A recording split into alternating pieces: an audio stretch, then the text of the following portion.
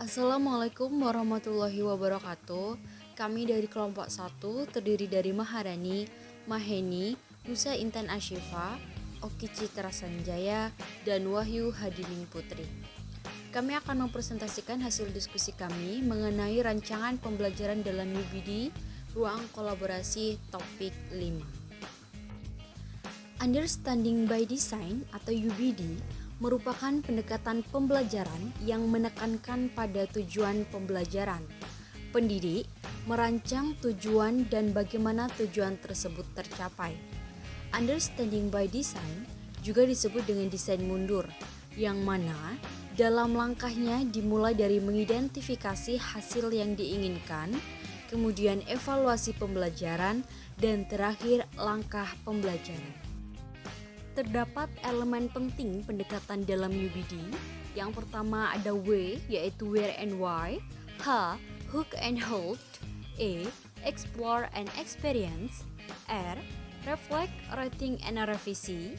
E, evaluate, work and progress. T, tailor and personalize the work. O, organize for optimal effectiveness. Selanjutnya, pada lembar kerja W, yaitu where and why, ditanyakan yang pertama itu apa tujuan pembelajaran. Tujuan pembelajaran dari kelompok 1 yang pertama, setelah menonton video pembelajaran tentang struktur dan fungsi organ-organ pencernaan, peserta didik dapat menganalisis C4, struktur dan fungsi organ-organ pencernaan dengan tepat. 2. Setelah menonton video pembelajaran tentang mekanisme pencernaan makanan, peserta didik dapat menganalisis mekanisme yang terjadi pada sistem pencernaan manusia secara sistematis. 3. Setelah menonton video pembelajaran tentang gangguan pada sistem pencernaan makanan, peserta didik dapat mendiagnosis gangguan atau kelainan sistem pencernaan pada manusia dalam kehidupan sehari-hari dengan baik. Selanjutnya, ditanyakan bagaimana posisi kemampuan peserta didik dilihat dari tujuan pembelajaran. Posisi kemampuan peserta didik dilihat dari tujuan pembelajaran ialah sebagai audiens atau sasaran yang diharapkan dapat mencapai tujuan pembelajaran yang telah disusun atau dibuat.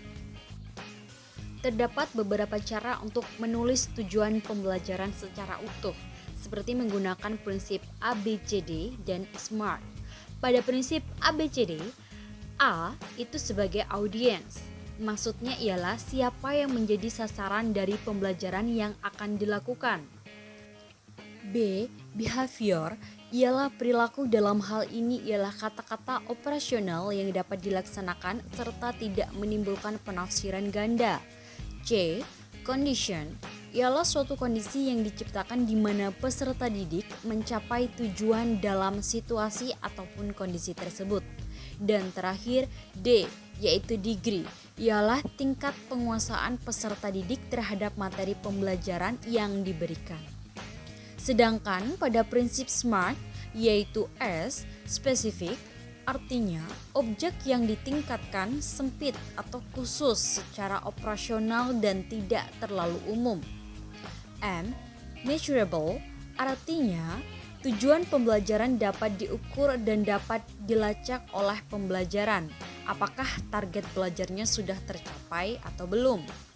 A, aktif, artinya dalam penentuan tujuan pembelajaran, pembelajar harus diatur agar bisa berperan aktif. R, relevant, artinya memastikan jika tujuan pembelajaran yang disusun sesuai dengan kehidupan sehari-hari dari peserta didik, sehingga selaras atau sesuai dengan tujuan yang dimiliki. Terakhir, T, yaitu time bound, artinya waktu dalam tujuan pembelajaran yang dibuat memiliki kerangka waktu atau tanggal tertentu untuk penentuan penyelesaian tujuan pembelajaran yang telah dibuat. Selanjutnya, unjuk kinerja.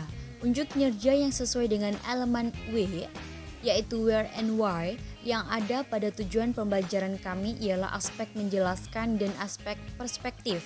Hal ini dikarenakan pada tujuan pembelajaran yang telah dibuat, Peserta didik dapat menganalisis dari struktur organ dan mekanisme sistem pencernaan pada manusia dan dapat mendiagnosis penyakit pada sistem pencernaan pada manusia. Selanjutnya, kriteria yang akan dinilai untuk dipahami ialah yang pertama ada menganalisis organ yang terdapat pada kelenjar pencernaan, kemudian menganalisis organ yang berperan dalam sistem pencernaan.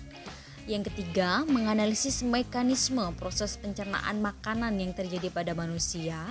Dan terakhir, mendiagnosis kelainan atau penyakit yang terjadi pada sistem pencernaan manusia.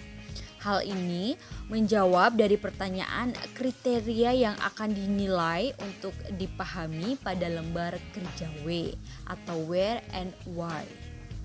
Selanjutnya, pada lembar kerja T atau Taylor dalam where and to berarti bahwa dalam pelaksanaan pembelajaran harus menyesuaikan dan mencerminkan bakat individu, minat, gaya, dan kebutuhan peserta didik. Ini diambil dari sumber belajar dari Wiggins and Teige tahun 2005. Selanjutnya, cara guru mengakomodasi kebutuhan perkembangan, yaitu dengan cara menerapkan pembelajaran diferensiasi. Pembelajaran diferensiasi merupakan implementasi pembelajaran yang berpihak kepada peserta didik, sesuai dengan konsep merdeka belajar. Pembelajaran berdiferensiasi dirancang, dilaksanakan, dan dinilai untuk memenuhi kebutuhan individual peserta didik dengan memperhatikan kesiapan belajar, minat belajar, dan profil belajar. Terakhir, cara guru menyesuaikan rencana pembelajaran dengan kondisi di kelas. Intinya, jika seorang guru tidak dapat melaksanakan pembelajaran seperti apa yang telah dirancang, kita tidak dapat memodifikasi dan mengatur kembali kegiatan pembelajaran tersebut sesuai dengan kondisi yang terjadi di kelas pada saat itu. Tetapi dengan catatan, harus tetap pada koridor tujuan pembelajaran dan kurikulum sebagai pedoman pembelajaran. Dengan demikian, pembelajaran menjadi lebih menarik karena fleksibel dan tidak kaku. Mungkin itu saja hasil diskusi dari kelompok 1 yang dapat disampaikan. Lebih kurangnya saya mohon maaf. Akhir kata saya akhiri. Wassalamualaikum warahmatullahi wabarakatuh. Terima kasih.